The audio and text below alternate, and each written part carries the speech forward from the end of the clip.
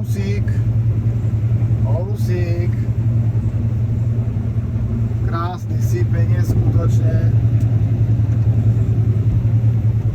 Domáť trochu plače.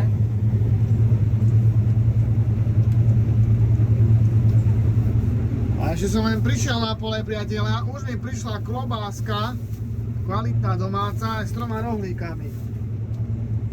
To je pohostenie, zatiaľ všade, kde som tu bol, musím uznať, že je odo mňa nadštandardne postarané.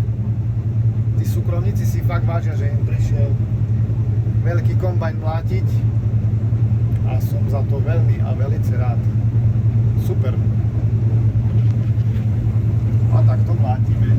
A takto brutálne to sype. Na parádu. A to prostredie naokolo ešte k tomu.